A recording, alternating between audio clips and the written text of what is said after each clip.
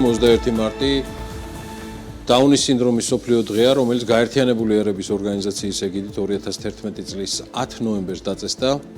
მცირედი სტატისტიკა მსოფლიოში 600-800 ახალშობილიდან საშუალოდ ერთი დაუნის სინდრომით იბადება. სინდრომი გოგონებსა და ბიჭებში ერთნაირი სიხშირით ვლინდება, ის არც მემკვიდრეობითია, ის არც გადამდებია. წლევანდელი აღნიშვნისთვის საქართველოს დაუნის სინდრომის ასოციაცია დაუნის სინდრომის მსოფლიო დღის ფარგლებში მშობელთა კონფერენციას თემაზე დაუნის სინდრომის მქონე პირთა მხარდაჭერის სისტემები ჩატარდა. სწორედ ამ თემაზეც შევაწუხეთ ბევრ სხვა თემასთან ერთად. ირაკლი დადიანი, ირაკლი დაუნის სინდრომის ასოციაციის აღმასრულებელი დირექტორი გახლავთ. დილამშვიდობისა. დილამშვიდობის გიორგი. მადლობა მობრძანებისთვის ირაკლი. მადლობა რომ მომიწვევთ სტუდიაში. შუა პრეზენტაციის დროს შეგაწუხეთ და ეს ამბავი იყო? ეს ამბავი იყო ზუსტად დიახ. და რას იწუნებოდა თქვენი პრეზენტაცია ამჯერად ირაკლი? წლევანდელი ჩვენი მარტის კამპანიის ფარგლებში გუშინდელი შეხვედრა ეწუნებოდა შეხვედრას მშობლებთან, იმ მშობლებთან, რომლებსაც ჰყავთ დაუნის სინდრომის პირები. განსხვავებით წინა წლებისგან შედარებით უფრო მოგზალებული კამპანია ჰქონდა წელს და ეს განპირობებული არის ქვეყანაში განვითარებული პოლიტიკური და სხვა ტიპის მოვლენებიდან გამომდინარე, თუმცა ბევრი ფიქრის და განსჯის შემდეგ გადავწყვეტეთ, რომ მაინც გაგვეკეთებინა ეს ღონისძიება. ძალიან კარგად ჩაიარა, თავად მშობლები აღტაცებულები იყვნენ იმ ინფორმაციის შინაარსით და მოცულობით, რაც რისი მიწოდება ჩვენ შევძელით და აქ უზარმაზარი მხარდაჭერა გაგვიწია როგორც ყოველთვის სასტუმრო ჰილტონმა, რომელმაც უმასპინძლა ამ ღონისძიებას და ასევე გაეროს დახმარებით მოხდა არნახული რაოდენობის პუბლიკაციების მომზადება უმოკლეს ვადებში და ცხადია ეს პუბლიკაციების ერთის მხრივ ჩვენი თემის მხარდასაჭერად იქნება, მეორეს მხრივ იმ ცნობიერების ამაღლებას ემსახურება, რომელსაც მუდმივად ვსაუბრობთ დასაბამით. ჰილტონი და საერთაშორისო ორგანიზაციები, კონკრეტულად გაერო არ ჩერდებიან და მუდმივად არა, საბედნიეროდ არ ჩერდებიან. კი ბატონო, კი. ზოგადად რა ვითარება თქვენ ახსენეთ წინა წლები, შედარებით გართულებული ბოლო პერიოდი, დაძაბული ემოციური ფონით, რომელიც ამას ყველაფერს თანსდევს.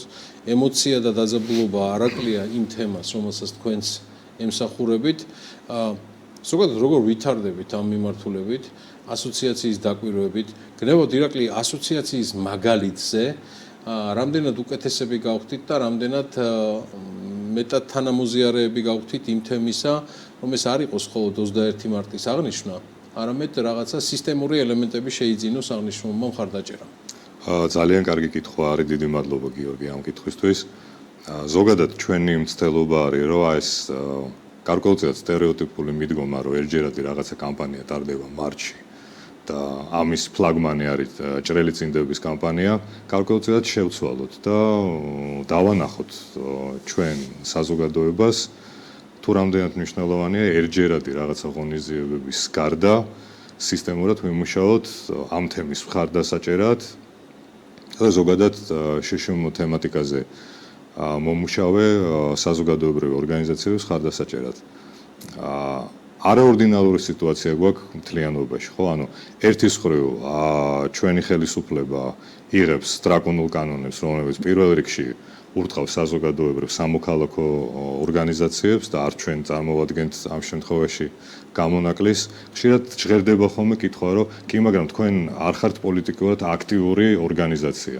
რაც აბსოლუტურად მცდარია, ჩვენ ისეთივე აქტიური ორგანიზაცია ვართ, მათ შორის ამ სარბიელზე, როგორც ნებისმიერი სხვა სამოქალაქო ორგანიზაცია და ის დარტყმები, რომელსაც ეს საზოგადოება ღებულობს, მიღებული არასწორი გადაწყვეტილებებით, პირველ რიგში აისახება ყველაზე მოწყვლად ჯგუფებზე, რომელსაც ასევე წარმოადგენს ინტელექტუალური შეზღუდვის მქონე პირების თემი. ამიტომ რა ვახსენე ეს არაორდინალური სიტუაცია, ჩვენც ამ არაორდინალურ გამოწვევას რაღაცა არაორდინალური გზებით და მეთოდებით უნდა შევხვდეთ და უპასუხოთ. ხო, რას გულისხმობ ხა აქ? ნახეთ, ტრადიციულად NGO სექტორი არსებობს და თანაარსებობს ამ სოციუმში გარკვეული დაფინანსების საფუძველზე, რომელიც ტრადიციულად მომდინარეობს დონორი ორგანიზაციებიდან. ცხადია, მიმდინარე სიტუაციამ გამოიწვია ამ დახმარებების რიგ შემთხვევაში შემცირება და რიგ შემთხვევაში სრული ელიმინაცია, ანუ შეწყვეტა. და გარდა იმისა, რომ ჩვენ პირადად ჩვენ რაღაცა სწორედ გამიგეთ, მაგრამ მერკანტილურ ამოცანებს და მიზნებს ურტყავს, როგორც ერთ-ერთი ფუნქციონალური რგოლის ამ ჯაჭვში, ხო, რასაც ქვია მხარდაჭერა შშმ თემის და ამ ადამიანების ცხადია ეს აისახება ზოგადად ყოველდღიურობაზე და ჩვენ შვილებზე მე თვითონ მოგეხსენება თავად ჩობელი გახლავართ აუტისტური სპექტრის შვილი მყავს 12 წლის შვილი და ამიტომ ეს პრობლემები ჩემთვის არ არის ან უცხო ან ყურით მოთრეული ხო პირადად გადასარევად მესმის ამ ყველაფრის იმპლიკაცია და ამ გამოწვევებაზე პასუხის გაცემა ჩვენ შეგვიძლია რაღაცა გარკვეული მიდგომების შეცვლით და ამ შემთხვევაში პირველად აქტიურად ვებმევით გარკვეულ კამპანიაში რომელსაც ერთობლივად ჯეპრასთან ერთად და მათი შემწეობით განვახორციელეთ ეს არის გარკვეულწილად ბიზნესის გამოფხიზლება და მობილიზება იმ კუთხით რომ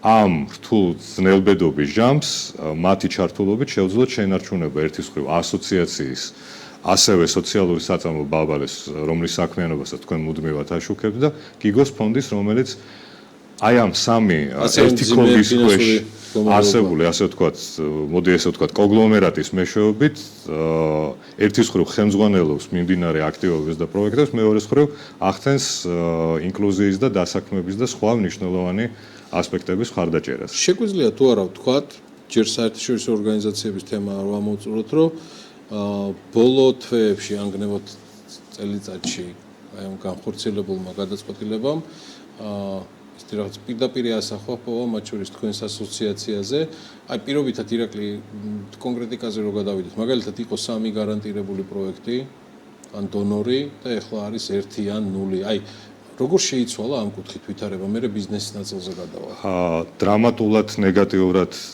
აისახა ეს ჩვენი ასოციაციის საქმიანობაზე და მიმდინარე პროექტებზე ყველა ის პროექტი რომელიც ამერიკული დაფინანსებით და იმ წყაროებით თან მომდინარეობდა შეჩერდა გაუქმდა რიგ შემთხვევაში ანუ პერსპექტივაც იმისა რომ ეს საქმიანობა და მისი დაფინანსება გაგრძელდება არის 0-ის ტოლი დღესდღეობით და ცხადია ამაზე ზეგავლენა იმოქმედა იქონია არა მარტო არსებულმა ლოკალურმა ვითარებამ პოლიტიკურმა თუ სოციოეკონომიკურმა არამედ იმ საბედისწერო გარკვეულმა გადაწყვეტილებამ რომლებიც ჩემდა გასაკვირად და გასაოცრად მიიღო ამერიკის ხელისუფლებამ ხო გულისხმობთ საერთაშორისო ორგანიზაციების რა თქმა უნდა დახურვას, რომელიც ამერიკიდან ფინანსდებოდა. კი, პირველ რიგში საუბარი არის USAID-ზე. მე USAID-თან თანამშრომლობ 90-იანი წლების დასაწყისიდან, ანუ ჯერ კიდევ როცა ემბრიონული იყო საერთოდ ეს მიზნობრივი მხარდაჭერების ასე ვთქვათ ფორმატი საქართველოში, ხო?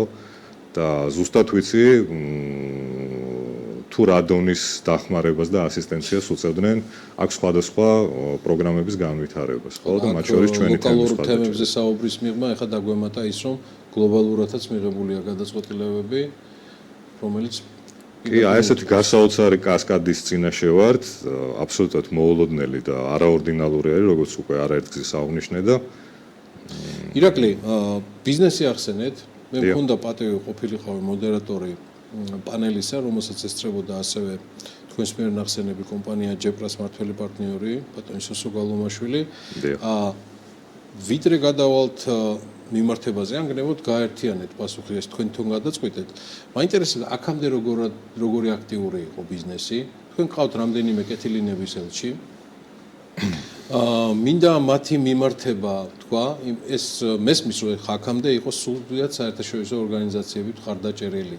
თქვენი ჩართულობა, ბაბალესი ცხადია, ქალბატონი ლია ტაბატაძე მთელი გუნდი, მაგრამ მეორეს მხრივ როგორ აქტიურობდა ბიზნესი და რა რედიზაინს აკეთებთ ეხლა მიმართებაში, საიმისოთ რომ ბიზნესი სისტემურ დონეზე ჩაერთოს მთლიანად ამ თემის, ცხადია ისევე როგორც დაუნის სინდრომის ადამიანთა მხარდაჭერაში.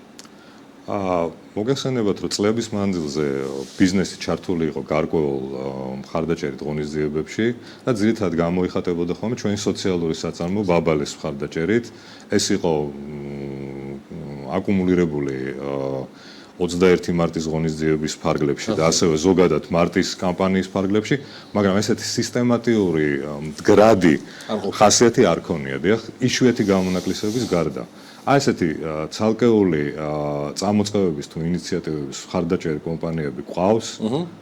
რო ჩამოვთვალო ძალიან გაგვიგრძელდება ასე ვთქვათ ამ სიის ფორმულირება, თუმცა არიან ჯეპრა არის მათ შორის ერთ-ერთი ყველაზე საინტერესო და მდგრადი და სტაბილური პარტნიორი და მე ვფიქრობ, რომ ეს სიტუაცია განპირობებული არის თვითონ ამ ერთის მხრივ ფორმატით NGO ორგანიზაციის საქმიანობის და გარკვეული ჩამოყალიბებული ასე ვთქვათ ტრადიციით და არსით ხო თვითონ NGO-s არსებობის, მაგრამ ეს სრულებით არ ნიშნავს იმას, რომ ამის შეცვლა არის შეუძლებელი და ცხადია არის გარკვეული რაღაცა ნიშანწყალი იმისი, რომ ბიზნეს გააჩნია გარკვეული მზაობა იმისა, რომ ჩაერთოს და ყურადღებით მოგვისმინოს, გაიგოს ჩვენი საჭიროებები და მიზნობრივი დაფინანსებებიც განახორციელოს. ვინაიდან არც ერთი შემდგარი, ასე ვთქვათ, აი ხელშეკრულებით ფორმალიზებული ჯერჯერობით გარიგება და პარტნიორული გადაწყვეტილება არ არის, ამიტომ არ გავაჟღერებ ჯერ კომპანიების სახელებს, თუმცა დაახლოებით 5-6 კომპანია არის აქტიურ მოლაპარაკების ფაზაში ჩვენთან. მოგვიანებით გავაჟღერებთ ისევ ირაკლისთან და მის კოლეგებთან ერთად. დარწმუნებული ვარ, ეს ასეც მოხდება და ბიზნესი აქაც მოწოდების სიმაღლეზე იქნება. მინდა მადლობა უთხრა ირაკლი დადიანს მობრძანებისთვის. კიდევ ერთხელ შეგახსენებთ, რომ იგი დაუნის სინდრომის ასოციაციის აღმასრულებელი დირექტორია. საუკეთესო მოგითხრები მთელ გუნდს ამ ასოციაციისა, რომელიც არაჩვეულებრივ საქმეს აკეთებს.